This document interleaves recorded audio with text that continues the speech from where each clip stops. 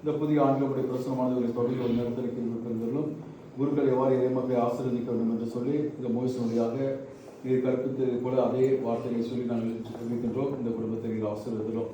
ஆண்டவரோட ஆசையோடு கொண்டு காப்பாராக. ஆண்டவர் தாம் திருமுகத்தை உண்மையை உதவி செய்து உண்மையை அருள் புரிவாராக. ஆண்டவர் தாம் திருமுகத்தை உன் பக்கமாக திருப்பி கம்மி தருவாராக.